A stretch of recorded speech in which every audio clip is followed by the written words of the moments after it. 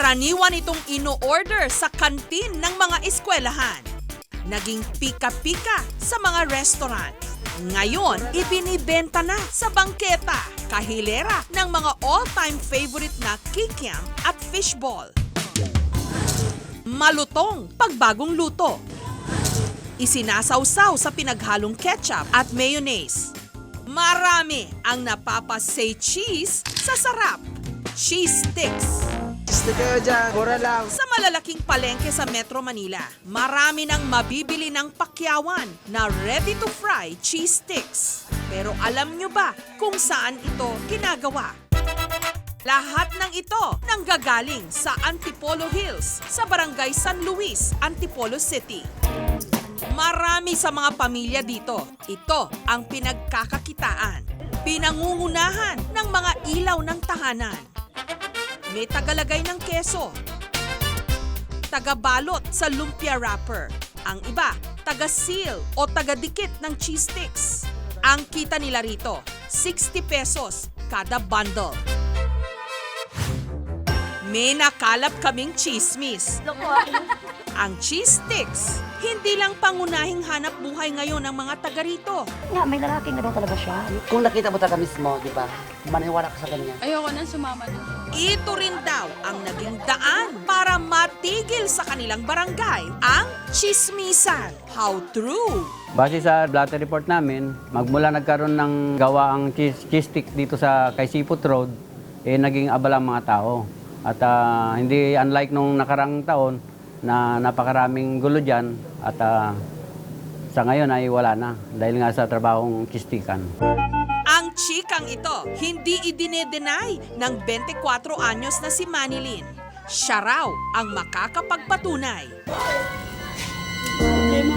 Enero ng taong ito, nung di umano, inilista na lang sa tubig ng kanyang kapitbahay na si Sharon ang inutang nitong 2,000 pesos.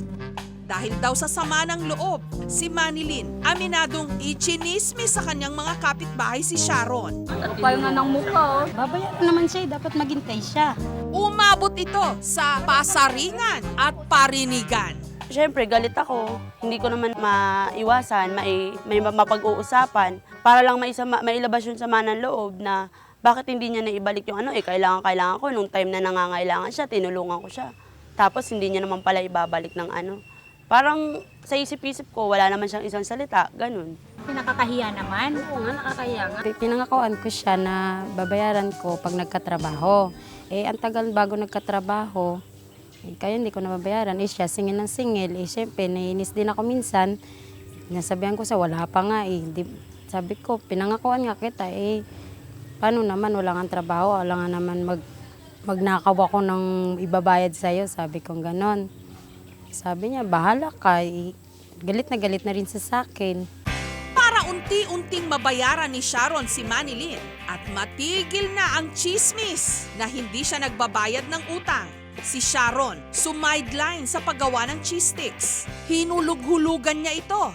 Hanggang nito lang Marso, tuluyan na siyang nakabayad. At least kahit paano, na-appreciate ko kahit paano, nagbabayad siya paunti-unti. Kaya okay lang. Ngayon, ni-recruit na ni Sharon si Manilyn na sumali na rin sa paggawa ng cheese sticks. Dahil dito, ang dating magkaaway, walang halong plastikan, best friends na raw ngayon. Parang magkapatid na pong turingan namin, nagtutulungan. Kung anong meron siya, binibigyan na rin ako. Kung anong meron ako, tulong, ganun na lang po. Dahil nga sa cheese stick, nagkapati kami ng tuluyan. Talaga nga chismis. Hindi dapat na Asawa lalaki. siya iba? Ako lang, bukari yung totoo yun. Chismis yun yung O sis, friend ko. kain na muna. Diba? Kung dati raw, puro tsikahan at chismisan ang pinagkakaabalahan ng marami sa mga residente rito, ngayon, kinakarir na nila ang paggawa ng cheese sticks. Si Gemma, 15 taon na palang gumagawa nito. Nagka-ideya daw siyang pasukin ang negosyong ito nung natutunan niya ito sa dati niyang kapitbahay. Binigyan niya ako ng mga materialis. Gumawa ako ngayon ng cheese stick at nakapasa sa kanila.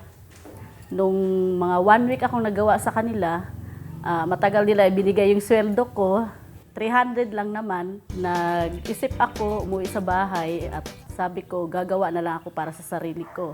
At para mas lumaki raw ang kita, sila na rin mismo ang nagluluto ng mga sangkap. Una, ilalagay muna yung kalahating sako na third class, tapos dagdagan ng kalahating sako na first class.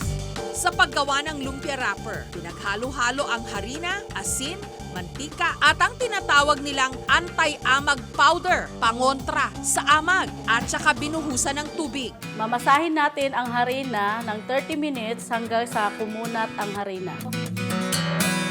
Nung kumunat, isinalang sa kalan ang wrapper base hanggang naging lumpia wrapper. Sa paggawa naman ng palaman nitong keso, pinaghalo ang harina, asin, cheese powder, margarine at food color. Haluin natin ang haluin. Binuhusan ng tubig. Isinalang sa apoy hanggang naluto. Kailangan haluin natin ang haluin para hindi magbuo-buo ang harina. Sa halip daw na sila mismo ang gumawa at mag-repack ng cheese sticks. Ibutang dire, ganda, dire ang keso ba? Kinokomisyon daw ni Gemma ang kanyang mga kapitbahay para gawin ito. 2,750 kada araw, bawat gawa ko. Kahit ganito kamay ko. Isa sa pinakamatagal na niyang manggagawa, si Irene. Kahit putol ang mga daliri sa magkabilang kamay, minamanilang niya ang paggawa ng cheese sticks. Mula alas 8 ng umaga hanggang alas 12 ng hating gabi, nakakagawa raw si Irene ng 5 hanggang 7 bundle ng cheese sticks. At kumikita siya rito ng 300 piso kada araw. Doon ko kinukuha yung pagkain namin araw-araw na budget ko. Kahit ganito kamay, may kapansanan ako, hindi naging hadlang para hindi ko magampanan yung dapat gawin kong trabaho na ibinigay sa akin ng Diyos para sa akin. Ang cheese sticks na gawa sa komunidad na ito, isinusupply ni Gemma sa kanyang mga suki sa mga malalaking palengke sa Metro Manila na ibibenta niya ito ng 23 pesos kada balot.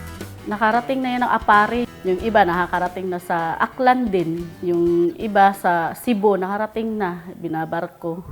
Mula sa kinikita ni Gemma sa simpleng cheese sticks, nakapagtapos na ang kanyang panganay na si Jack na seaman ngayon.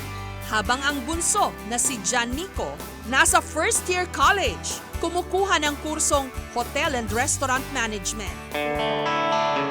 Pero aminado ang mga namumuno ng barangay na hindi sila gaanong naghihigpit sa pagbibigay ng clearance sa mga gumagawa ng cheese sticks. Basta't makita raw nilang malinis ang paggawaan ng mga ito. Pinaplano na raw ng mga residente na iparehistro sa Food and Drug Administration of the Philippines ang kanilang produkto. Ito ay hanap buhay na pangkaraniwan lang. Wala itong maraming rocket dito, so kaya yung mga tinatawag natin mga requirements, simple lang ang paggawa nito. Kinakailangan lang na maging malinis at maayos at walang reklamo, lalo na doon sa mga paggawa nila na binibigyan nilang dinideliver. Cheese sticks o chismis? Para sa mga residente ng Antipolo Hills, malinaw ang sagot. Siyempre! Cheese stick! Cheese stick! At walang halong kachisihan.